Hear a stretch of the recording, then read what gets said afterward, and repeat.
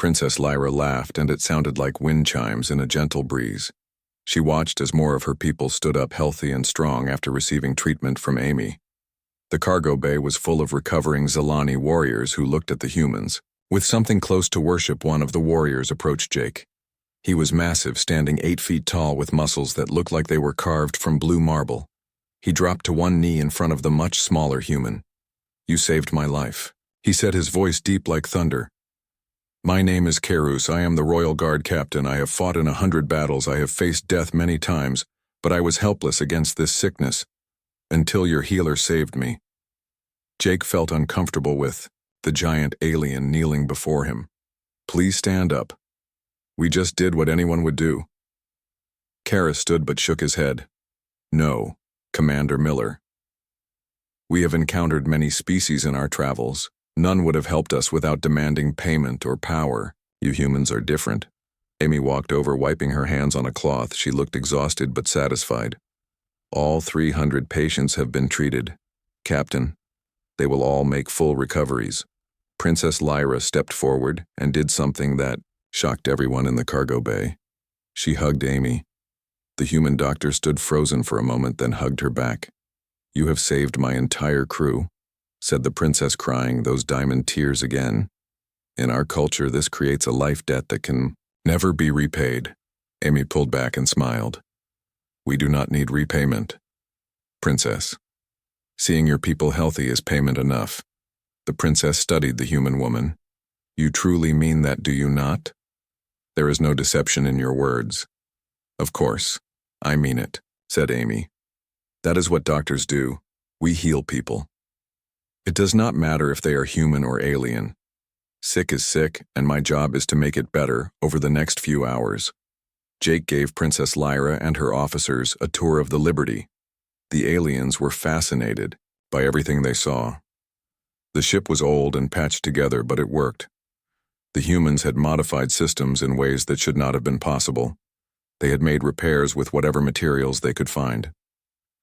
"This is impossible," said one of the Zilani engineers, looking at the engine room. "You have connected systems that are not compatible. You have used mining equipment as life support backup. This should not work." Lisa Chen grinned from her position at the engine console. "Welcome to human engineering. We call it making it work, or duct tape magic." The princess ran her hand along a patched section of hull. "Your ship is held together by determination and hope, and a lot of prayer," added Jake with a laugh. The tour ended in the observation lounge, where several human families were eating dinner. Children ran around playing while their parents talked. The Zilani stopped and stared at the scene. "You bring your offspring on dangerous journeys?" asked Princess Lyra. Jake nodded. "We are colonists, Princess. These families are starting new lives together. We go as families or not at all." A small girl, maybe 5 years old, ran up to Princess Lyra without fear. She held up a stuffed rabbit toy. "His name is Mr. Hoppy. Do you want to hold him?" The princess knelt down to the child's level, her silver eyes wide. "May I really hold him?" The girl nodded and handed over the toy. "He likes hugs." Princess Lyra held the stuffed rabbit gently, as if it was made of precious crystal. "Thank you, little one. What is your name?" "I am Katie," said the girl. "Do you want to eat dinner with us? Mommy made mac and cheese." Before the princess could answer, Katie grabbed her hand and pulled her toward a table. The other humans made room for the alien royalty, and soon Princess Lyra was sitting between Katie and her mother, eating macaroni and cheese from a plastic bowl. "This is the most extraordinary thing I have ever experienced," said the princess to Jake, who sat across from her. "Your people welcome strangers without fear. Your children show kindness without being taught. You share your food even though you have limited supplies." Katie's mother. Mary laughed. "That is just being neighborly. Where I come from in Kansas, we always make room for one more at the table." Princess Lyra looked around the room at humans and Zilani eating together. Some of the alien warriors were learning card games from the miners. Children climbed on Karus, using him as a jungle gym while he laughed. "Commander Miller," said the princess, "I need to tell you something important." Jake put down his fork. "What is it? We did not find you by accident. We have been searching for humans for a long time. The galaxy has been watching your species. Jake felt a chill run down his spine. Watching us, the Yao princess looked at Katie, who was showing Mr. Hoppy to another Zilani warrior. Because you are unique. Every other species in the galaxy became spacefaring by developing powerful weapons or advanced technology. You humans barely made it to space, with ships held together by hope. But you spread across the stars anyway. So what makes us special? Asked Amy. The princess smiled. You do not conquer planets, you make friends with them. You do not destroy enemies, you turn them into allies. You see the galaxy not as something to rule, but as something to explore. And most importantly, you help others without asking what you will gain. Jake shook his head. We are just trying to survive, princess. Nothing more noble than that. That is exactly what makes you noble, said Princess Lyra. You do not even realize how special you are. Later that night, Jake stood on the bridge looking at the massive Zilani ship floating beside the Liberty. Lisa was running diagnostics while Amy was checking on her patients. One more time. The princess appeared beside him, moving so quietly he did not hear her approach. Your doctor says my people will be completely healthy by tomorrow. That is good news, said Jake. The princess was quiet for a moment, then spoke softly. There is a gathering happening in 3 days, Commander Miller. All the major species of the galaxy will be there to discuss the future. It is called the Convergence, and it happens once every 1,000 years. Jake turned to look at her. Why are you telling me this? Because humans need to be there, said the princess. You have been traveling the stars for such a short time that you do not know about these things, but decisions will be made that affect everyone, including Earth. We are just miners and colonists, said Jake. We do not have diplomats or ambassadors. The princess smiled. You have something better. You have yourself, a human who helped strangers without asking for payment. A man who leads by example, not by force. That is the ambassador. Earth needs Jake. Was about to argue when alarm started blaring. Lisa's fingers flew over her console.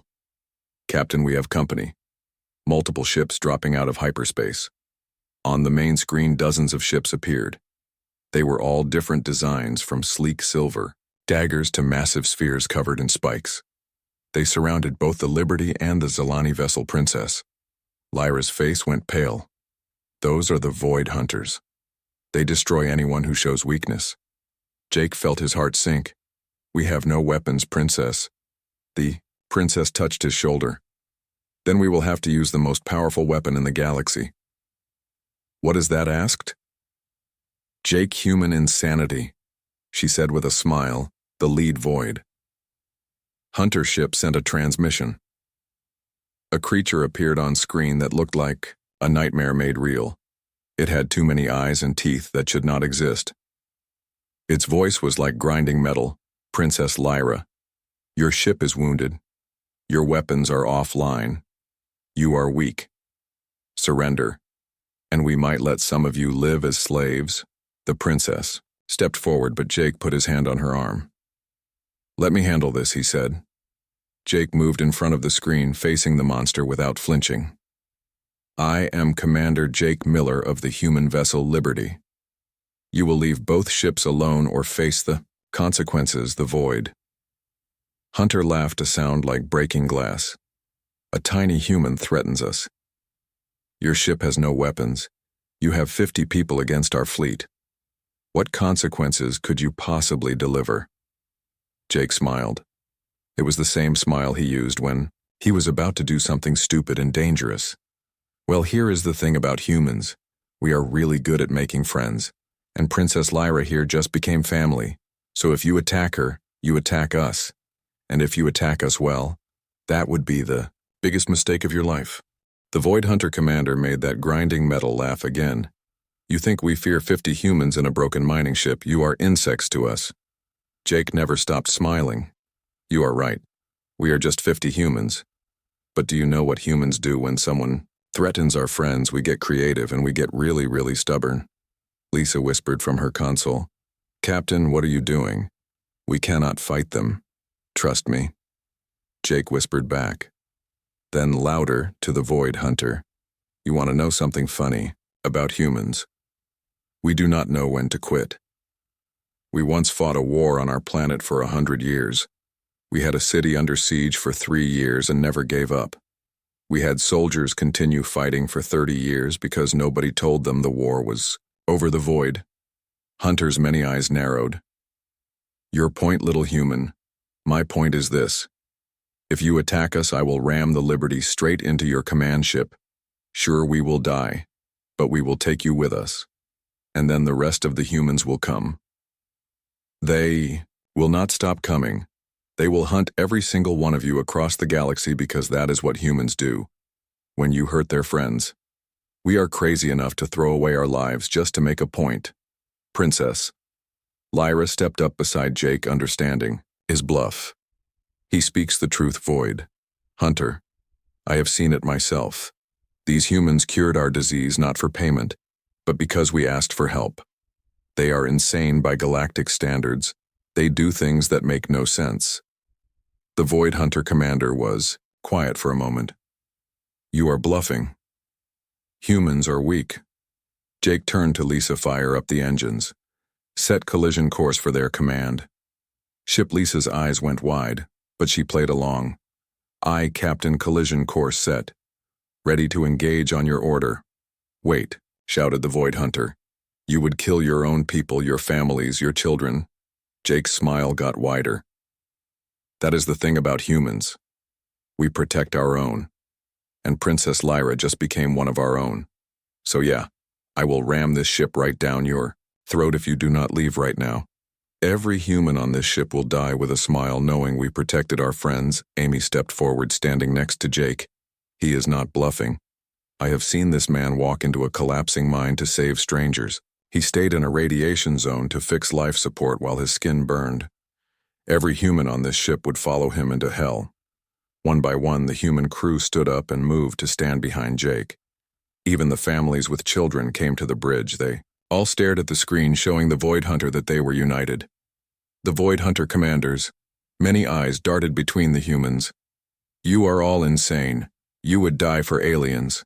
You just met Katie. The little girl with the stuffed rabbit pushed. Through the crowd, she looked right at the scary alien on the screen. They are not aliens, they are friends. And my daddy taught me we always protect our friends. The bridge was silent for a long moment. Then Carus, the Royal Guard captain, spoke up. Humans healed us without asking for payment. They shared their food with us. Their children played with our warriors. If you want to hurt them, you go through us too. One by one, the Zalani warriors appeared on screen, standing with the humans. 300 of the galaxy's finest warriors ready to fight alongside 50 human miners and their families. The Void Hunter commander was silent for a long time. Then he spoke slowly. This is not over, humans. You have made an enemy today. Jake shrugged. Or collect enemies like some people collect stamps, but we collect friends faster. And our friends tend to stick around longer than our enemies. The Void Hunter fleet began to retreat. Their ships vanished into hyperspace one by one, until only empty space remained. Everyone on the bridge let out the breath they had been holding. Did we just bluff down an entire fleet? Asked Lisa in disbelief. Jake's legs were shaking, but he kept standing. We did exactly what humans have always done. We acted too crazy to predict. Princess Lyra turned to Jake, tears streaming down her face. You would have done it. You would have rammed them. Jake met her silver eyes honestly. Princess, when someone threatens my people or my friends, there is nothing I will not do. That is not courage, that is just being human. The princess pulled Jake into a hug that surprised everyone. You beautiful, insane creatures. You just faced down the most feared pirates in the galaxy with nothing but determination and a stuffed rabbit. Hey, it is a very scary rabbit, said Katie, making everyone laugh. Later that night, the two crews celebrated together in the cargo bay. Someone had found an old music player and human songs filled the air.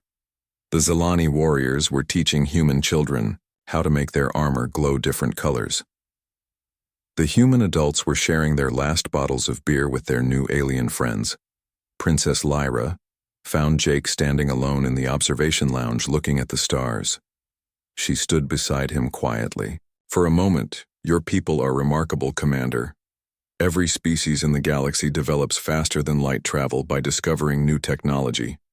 Humans did it with math and stubbornness. Every species develops powerful weapons before leaving there. World humans went to space with rockets held together by hope. Jake laughed. We call it human stupidity where I come from. The princess shook her head. It is not stupidity. It is something the galaxy has never seen before. It is pure determination mixed with insane optimism. You believe things will work out so strongly that they actually do. That does sound pretty stupid when you say it like that, said Jake. The princess was quiet, then spoke softly. The convergence I mentioned earlier. Every species will be there except humans because you are too new. But I want to change that. Will you come with me as Earth's representative? Jake turned to look at her. Princess, I am not a diplomat. I am just a mining foreman. I do not even own a suit. You stood between my people and death, said the princess. You faced down the void hunters with nothing but words and will. You are exactly the kind of diplomat humanity needs. Someone who does not know how to be anything but genuine. Before Jake could answer, Karos appeared. In the doorway, Princess, we have received a transmission from the Galactic Council. They have heard about what happened here.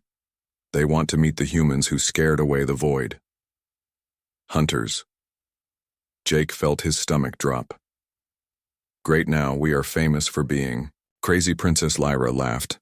No, Commander Miller. You are famous for being human. And that is the most wonderful thing in the galaxy. The next morning, Amy was giving final checkups to the Zilani warriors when one of them asked her a question that made her stop. Healer.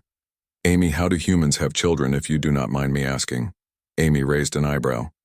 Why do you want to know? The warrior looked embarrassed, which was funny on such a large being, because several of our females have asked about the human males. They find them fascinating. Amy nearly choked on her coffee. Are you telling me your people are interested in dating humans? The warrior nodded. Some of them are very interested. The way human males protect their families, the way they show affection so openly. The way they laugh in the face of danger. It is very attractive. Amy could not help but laugh. Well, that is something I did not see coming. Alien women thinking human men are hot. Jake walked in at that moment. What are you laughing about? Nothing, said Amy, grinning. Just discussing interspecies relations, Princess. Lyra entered behind Jake, and her cheeks were slightly purple, which Jake had learned was her version of blushing Commander Miller. I have been thinking about your language. Lessons. Jake had been teaching her human expressions the day before. What about them? Well, said the princess, there was one phrase you taught me that I particularly liked. The informal greeting between close friends. Jake thought for a moment. Oh, you mean hey, sweetie? The princess's blush deepened. Yes, that one. In my culture we have nothing similar. We are very formal, but I like how humans can show affection so casually. Jake smiled and decided to be bold. Hey, sweetie, he said to the princess with a playful wink. Want to have breakfast with me before we reach the convergence, Princess? Lyra's entire face turned purple, but she smiled back. Yes, darling, she replied just as he had taught her. I would enjoy that very much. Amy watched this exchange, with her mouth open while Kara started laughing so hard the deck plates shook. Did the human commander just flirt with our princess? Asked one of the Zilani warriors. And she flirted back, said another in amazement. Katie ran up with her stuffed rabbit. Are Jake and Princess Lyra going to get married? She asked innocently. The entire cargo bay went silent. Everyone stared at Jake and the princess, who were both now blushing furiously in their own ways. Well, said Jake. This is awkward. The princess surprised everyone by laughing. In my culture, when someone saves your life, you are bound to them forever, so technically we are already connected by something stronger than marriage. Jake stared at her. Are you serious? The princess moved closer to him, her silver eyes sparkling. I am very serious, Commander Miller. You and your people have shown us something we thought was lost in the galaxy. Pure honest emotion without calculation or manipulation. Do you know how attractive that is to a species that has forgotten how to simply feel? Jake swallowed hard. So when you say attractive, I mean exactly what you think I mean, said the princess. And I am not the only one who feels this way. Half my crew wants to stay with your ship just to be around humans longer. The stars looked different from the observation deck of the mining ship. Liberty Jake Miller pressed his hand against the cold glass and watched the endless darkness outside. He had been flying through space for 6 months now, leading a crew of 50 humans to establish a new mining colony on a distant planet. Jake was not a soldier or a hero. He was just a mining foreman from Colorado who happened to be good at keeping people alive in dangerous places. His crew trusted him because he never asked them to do anything he would not do himself. The Liberty was an old ship held together by prayer and good engineering. It had no weapons except for some mining lasers that could barely cut through rock. The ship carried families, including children, who were heading to their new home. They were pioneers, not warriors. Lisa Chen sat at the navigation console, her fingers dancing over the controls. She was the best pilot Jake had ever met, even though she was only 25 years old. Next to her sat Amy Watson, the ship's doctor, and the toughest person on board. Amy had grown up on a ranch in Texas and could fix a broken bone as easily as she could deliver a baby. Everything looks clear, Captain, said Lisa, using the title, even though Jake always told her to just use his name. Good. Keep us steady, Jake replied. We should reach the colony site in 3 days. That was when everything changed. A massive shadow fell across the Liberty. Jake looked up and his heart stopped. A ship larger than anything humans had ever built appeared from nowhere. It was beautiful and terrible at the same time. The hull seemed to be made of living metal that shifted and moved like water. Its shape defied physics with curves and angles that hurt to look at. The bridge erupted in panic. Everyone started talking at once. The proximity alarm screamed. Children in the family quarters began crying over the intercom. Parents held their kids close. Jake forced himself to stay calm.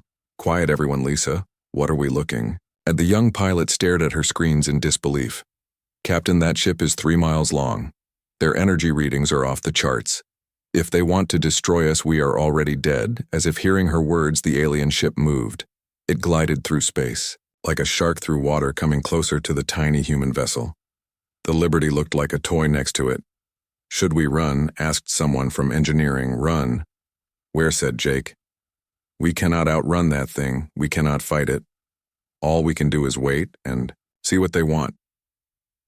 The main screen flickered to life. Jake expected to see some horrible alien monster. Instead, he saw her. She was beautiful in a way that made no sense. Her skin was the color of a summer sky with tiny points of light that sparkled, like stars. Her hair was long and white, floating around her head as if she was swimming. Her eyes were completely silver with no pupils. But somehow Jake knew she could see him. She wore armor that looked like it was made from moonlight. The being spoke, and her voice filled the bridge like music. Please do not be afraid. We mean you no harm. I am Princess Lyra of the Zalani Empire. We have been searching for humans. Jake stood up slowly. Why were you searching for us? The princess tilted her head, and even that simple movement was graceful. We have heard stories about your species, about how you survived your brutal world, about how you never give up, even when logic says you should, about how you help others, even when it puts you in danger. Those are just stories, said Jake. Humans are nothing special. The princess smiled, and it was sad. You are wrong, Commander Miller. You are very special, and we desperately need your help. Jake looked at his frightened crew, then back at the alien princess. What kind of help? My people are dying, she said, and now Jake could see the pain in those silver eyes. We are an ancient race. We have lived among the stars for millions of years. We have technology that can reshape planets and move stars. But we are dying from something so simple that we forgot how to fight it. Amy Watson stepped forward, her medical instincts overcoming her fear. What kind of sickness, Princess? Lyra touched something off-screen and data flooded the Liberty's computers. It is a bacterial infection that attacks our immune system. Our bodies have become so advanced that they cannot fight simple diseases anymore. 300 of my people are on this ship. All of them will die within days. Amy studied the data on her tablet, then looked up at Jake. This is incredible. Their biology is similar enough to ours that I think I can help them. But Captain, this could be a trap. Jake nodded, but he was already making his decision. He thought about his daughter back on Earth, who he was doing all this for. He thought about the families on his ship. He thought about what it meant to be human. Princess Lyra, we will help you, said Jake. Send your sickest patients to our ship. Dr. Watson will do everything she can. The princess moved closer to the screen, and Jake saw tears in her silver eyes. They looked like liquid starlight. You would help us without knowing if we are telling the truth, without any guarantee of payment or safety. Jake shrugged. That is what humans do. We help because someone needs help. Nothing more complicated than that. The princess stared at him for a long moment. The stories are true, she whispered. Humans are insane in the most beautiful way. Within an hour, the first Zilani patients arrived on the Liberty. Jake met them in the cargo bay, which Amy had turned into a makeshift hospital. The aliens were tall and graceful, even while sick. They looked at the humans with a mixture of hope and confusion. Amy went to work immediately. She moved between patients with the confidence of someone who had seen everything. The aliens watched her work, marveling at how this small human female commanded such authority. The first patient Amy treated was a young Zilani male. His skin had lost its blue glow and turned almost gray. Amy gave him an injection of antibiotics, and within minutes color began returning to his face. It is working, the alien said in wonder. The pain is going away. Amy patted his shoulder gently. Just rest now, you will be fine in a few hours. Princess Lyra transported to the Liberty herself as more of her people recovered. She stood in the cargo bay watching Amy work. Her silver eyes never left Jake, who was helping move supplies. Your doctor is remarkable, said the princess. How can someone so physically small contain such strength? Amy is tough, said Jake with pride. She delivered a baby in an asteroid mine during a solar storm. Once, never even broke a sweat. The princess moved closer to Jake, and he noticed she smelled like rain on a spring morning. Your species confuses me, Commander. You have no natural weapons, no armor, no special abilities. You are fragile and short-lived. Yet you survive everything the universe throws at you. How? Jake thought for a moment. We are too stubborn to die, he said, finally, and too stupid to know when we are beaten. Lisa broke the tension by calling out from the bridge console. Captain, we are approaching the convergence location. You need to see this. Everyone rushed to the bridge and stopped in amazement. Outside the viewports was a structure that defied comprehension. It looked like a city made of stars. Thousands of ships from every corner of the galaxy were gathered around a massive space station that seemed to be made of pure energy. That is the convergence, said Princess Lyra. It only appears once every 1,000 years. It is where the fate of the galaxy is decided. Jake felt very small looking at it. We do not belong there. Princess, we are just humans. That is exactly why you belong there, said the princess. Your species sees things differently. You solve problems in ways no one else would think of. The galaxy needs that perspective. A message came through on the communication system. The Liberty and the Zilani ship were being given priority docking clearance. Word had already spread about the humans who had saved the Zilani and faced down the Void Hunters as they docked. Jake gathered his crew in the cargo bay. Listen, everyone, we are about to meet species we have never imagined. Some might look scary, some might act strange. But remember, we represent humanity, so let us show them what that means. What does it mean? Asked one of the younger crew members. It means we be ourselves, said Jake. We help when we can. We stand up for what is right, and we do not back down when things get tough, Amy added, and we show them that humans might be small and weak, but we have the biggest hearts in the galaxy. They entered the convergence station together, 50 humans and 300 Zilani, walking side by side.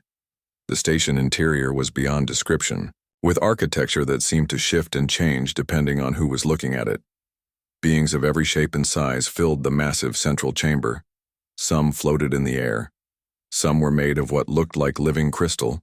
Others seemed to exist in multiple dimensions at once. The moment the humans entered, everything stopped. Every alien in that massive space turned to look at the small group of humans. Word had spread faster than light itself. The species that had saved the Zilani, the ones who had frightened away the Void Hunters with nothing but words. The crazy ones who did not know they were supposed to be afraid.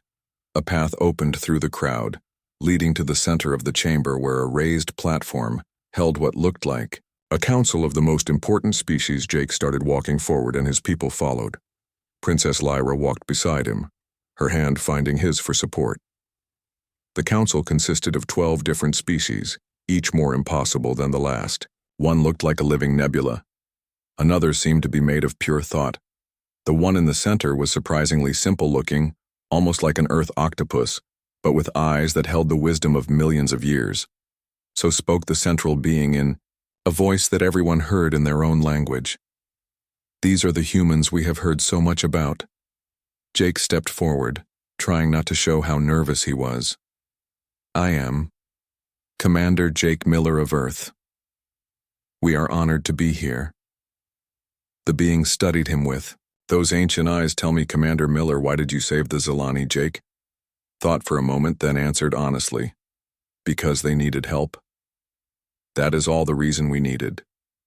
The council members looked at each other, communicating in ways Jake could not understand. Then another spoke, a creature made of shifting metals. Your species is only 200 years into space travel. You have no unified government, no powerful weapons, no claim to any importance. Yet you acted as if you were the strongest species here. Why? Jake felt Princess Lyra squeeze his hand, giving him courage. Because being strong is not about weapons or technology. Being strong is about standing up for others, even when you are scared. Katie had somehow gotten to the front of the group, still carrying Mr. Hoppy. She looked up at the massive cosmic beings without a trace of fear. My mommy says being brave means doing the right thing, even when you are little. And we are all little compared to the universe, so we have to be brave all the time. The council chamber erupted in what Jake realized was laughter from 1,000 different species. The sound was beautiful and terrifying at the same time. The child speaks wisdom beyond her years, said the octopus being. Then it looked directly at Jake. Commander Miller. We have a problem that has plagued the galaxy for eons. Perhaps human thinking can help. What kind of problem? Asked Jake. The being gestured, and a hologram appeared showing a region of space that was completely black. Not just empty, but absolutely void of everything. There is a species called the Devourers. They consume everything. Energy, matter, even time itself. They leave nothing behind. They cannot be reasoned with. They cannot be fought. They simply consume. Jake studied the hologram. How long have they been doing this? For 50 million years, said the being. Every species has tried to stop them. All have failed.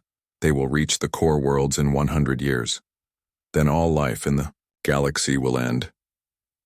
The chamber was silent as everyone absorbed this information. Jake could feel the despair in the air, the acceptance of inevitable doom. Jake looked at the black void in the hologram, then at his crew, then at Princess Lyra. Finally, he turned back to the council. Show me everything you know about them. Why? Asked the being. Do you think humans can succeed where everyone else has failed? Jake grinned, the same crazy grin he had used against the Void Hunters.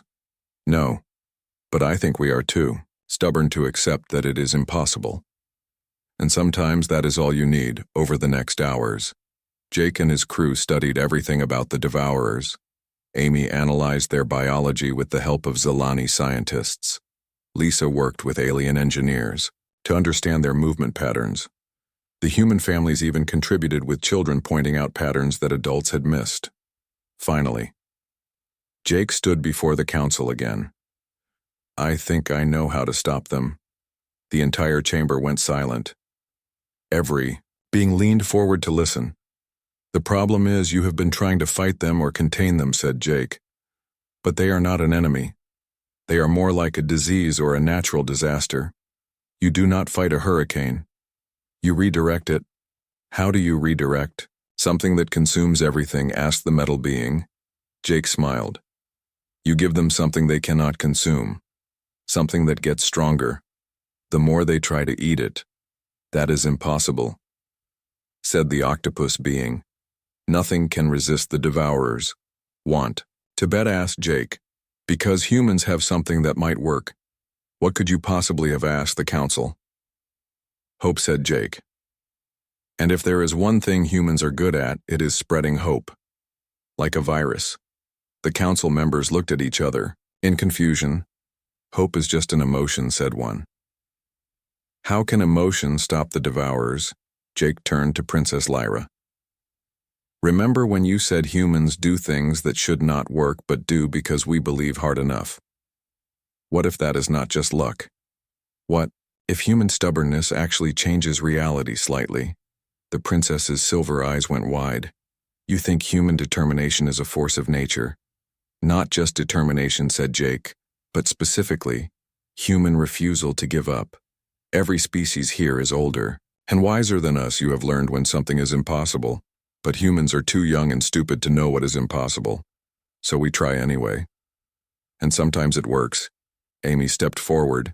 Captain is right. Look at our ship, it should not fly. But it does. Look at our colony plans, we should not survive, but we will. We bend reality by refusing to accept failure. The council was silent for a long moment, processing this insane idea. Then the octopus being spoke. You want to weaponize human optimism. Weaponize, said Jakeshare. It spread it to every species in the galaxy. Create a field of pure, stubborn refusal to be consumed. The devourers eat everything, but what if they try to eat something that gets stronger when attacked? That is what human hope does.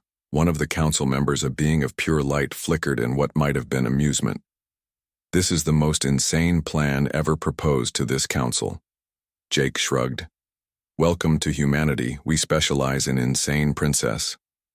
Lyra stepped forward. I have seen it work.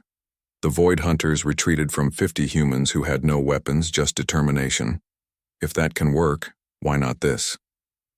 The discussion went on for hours. Species from across the galaxy contributed ideas based on Jake's insane plan. Scientists worked out the mathematics of broadcasting human determination as an actual energy field. Engineers designed devices to amplify and spread it. Finally, the council reached a decision. Commander Jake Miller said the octopus being your plan is approved. Not because we think it will work, but because it is so crazy that the devourers will never expect it. And sometimes that is enough. As the meeting ended and species began to disperse, many approached the humans to talk. Every alien wanted to understand these impossible creatures who treated the laws of reality as suggestions. Late that night, Jake stood with Princess Lyra on an observation deck looking out at the thousands of ships. She leaned against him, her head on his shoulder, despite being taller. Hey, sweetie, said Jake softly. Do you really think this will work? The princess smiled and replied, yes, darling, because you believe it will, and I have learned never to bet against human belief. They stood there together, human and alien, watching the stars and planning to save the galaxy with nothing but stubborn hope, and the insane idea that refusing to lose was the same as winning. 3 months had passed since the convergence. The galaxy had united in the strangest military operation ever conceived. Operation Human Spirit was what they called it. Every species contributed their technology to build massive transmitters that would broadcast human determination as an actual energy wave. Jake stood on the bridge of a new ship gifted by the Zilani Empire. It was still called Liberty, but now it was a vessel worthy of the name, part human engineering and part alien technology. It represented the union of Earth and the stars. Princess Lyra stood beside him as his co-commander. Their crews had merged with humans, and Zilani working together.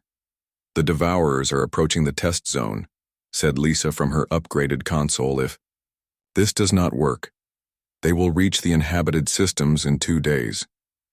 Jake nodded and activated the fleet communication. Thousands of ships from every species filled the space around them. This is Commander Miller to all vessels. Remember the plan. Do not attack. Do not retreat. Just stand your ground and believe we will win. Amy was monitoring the bio readings of the mixed crew. Human stress hormones are spiking, but in a good way, Captain. It is like before a big game back home. Everyone is pumped. Up Katie, who had become the unofficial mascot of the fleet, ran onto the bridge with Mr. Hoppy. She had added a tiny cape to the stuffed rabbit made from Zilani fabric that changed colors. "We are ready," Captain Katie and Mr. Hoppy reporting. "For duty." Jake smiled and picked her up, placing her on his shoulder. "You have the most important job, Katie. You need to believe harder than anyone I can do." That said, Katie, I believe super hard. I believe we are going to win and then have a big party. With Cake Princess, Lyra laughed, her musical laugh ringing through the bridge. From the mouths of children comes wisdom. The void of space in front of them began to darken. It was not like a shadow or even black holes. This was absolute nothingness, expanding toward them. The Devourers had arrived. Every ship in the fleet began to power up their hope transmitters. Human crew members on each vessel focused on memories of overcoming impossible odds. Every time humanity had survived when they should, not have every time they had helped others without regard for their own safety. Every moment of stupid, beautiful human determination. The darkness touched the first transmitter field and something impossible happened. It stopped, not slowed or paused, but completely stopped as if it had hit a wall made of pure, stubborn refusal to quit. "It's working," shouted someone from engineering. "The readings are off the charts. The Devourers cannot consume." The field. Jake grabbed the communication system. "All ships, increase output." Think about every time someone told you something was impossible and you did it anyway. Think about every time you got back up when you should have stayed down. Pour all of that into the field. Across the fleet, humans shared their stories with their alien crewmates. A miner talked about surviving 3 days trapped in a collapsed tunnel because he promised his daughter he would come home. A doctor described working for 40 hours straight to save victims of a disaster because giving up was not an option. A teacher told how she learned an entire alien language in a week because her students needed her to. The stories spread from ship to ship, and something beautiful happened. The alien species began to understand. They started adding their own determination to the field. The Zilani remembered fighting against impossible odds. The crystalline beings recalled surviving in spaces where life should not exist. Every species had their own version of refusing to give up. The darkness began to pull back. It was not retreating, but actually shrinking. The Devourers were trying to consume the hope field, but every attempt made it stronger. Human stubbornness was literally giving them indigestion. Princess Lyra was monitoring the sensors. "Jake, you need to see this. The Devourers are not just stopping. They are changing on the screen." The absolute darkness began to develop spots of light. Tiny at first, then growing brighter. The void was filling with stars. "They are not evil," said Amy, in wonder. "They are just hungry, and we are feeding them something they have never tasted before." Hope is filling the emptiness inside them. The transformation continued for hours. The massive void that had consumed countless systems over millions of years was becoming a nebula of new stars. The Devourers were not dying. They were evolving into something else. A message came through the communication system, but it was not words. It was pure emotion, confusion, gratitude, and something that felt like joy. The Devourers were trying to say thank you. Jake activated the fleet-wide communication. "This is Commander Miller. The Devourers are no longer a threat. Stand down, but maintain the field until the transformation is complete." Celebrations erupted across the fleet, but Jake noticed Princess Lyra was crying. He pulled her close. "What is wrong?" "These are happy tears," she said. "You humans have done something. My people thought impossible. You turned destruction into creation. You defeated an enemy by making them a friend. This is why the galaxy needs humans." The octopus being from the Council appeared on the main screen. "Commander Miller, what you have accomplished today will be remembered for eternity.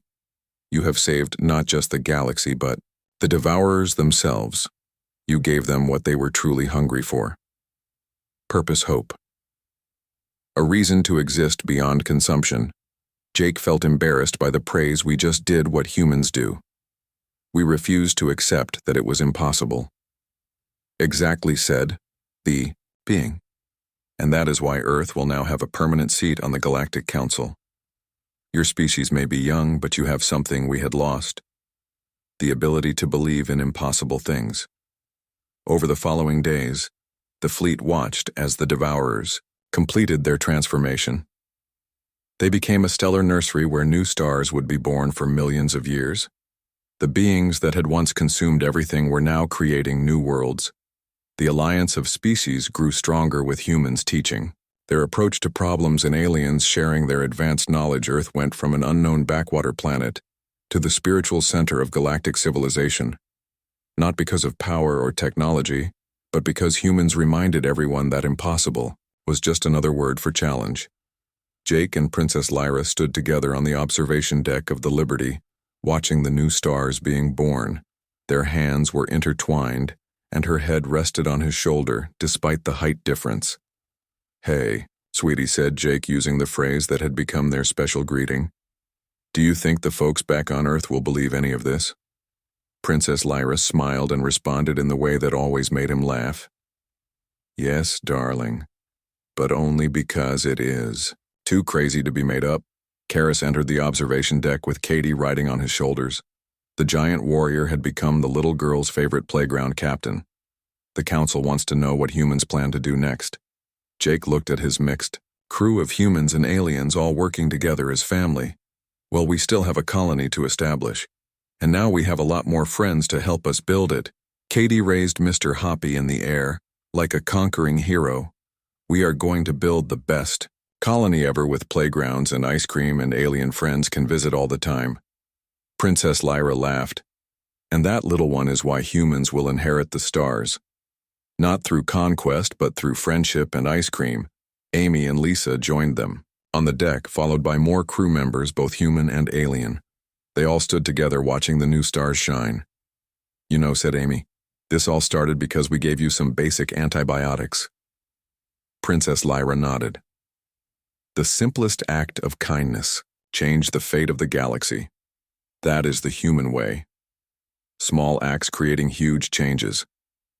A message came through from Earth. The story of what had happened had reached home, and the entire planet was celebrating. Humanity had gone from unknown to legendary. In 3 months, children were drawing pictures of the Liberty and Princess Lyra. Scientists were working to understand how human determination could affect reality. And everyone wanted to meet their new alien friends. The council sent another message. They were organizing a celebration to honor the humans and formally welcome Earth to the galactic community. Every species wanted to participate. It would be the largest gathering in galactic history. Jake looked at his crew, his family, both human and alien. 6 months ago, we were just miners heading to start a colony. Now we are heroes of the galaxy. How did this happen? Lisa laughed. Simple, Captain. We were too stubborn to know our place. The celebration was held on a station created specifically for the event. Beings from every corner of the galaxy came to meet the humans who had saved them all, with nothing but determination and kindness. Children of 100 species played together while their parents shared food and stories. During the celebration, the council made an announcement that shocked everyone. Earth would be given the coordinates to a special system at the heart of the galaxy, a place where new colonies could be established with the help and protection of all species. Humanity would not have to struggle alone anymore. Jake stood before the assembled crowds with Princess Lyra at his side. They had become the symbol of human-alien cooperation, their relationship showing that differences meant nothing compared to shared values on behalf of humanity. Said Jake, "We accept this gift not as payment for what we did, but as a sign of friendship. We look forward to building a future where every species works together, where the strong protect the weak, where kindness matters more than power, and where nobody has to face the darkness alone."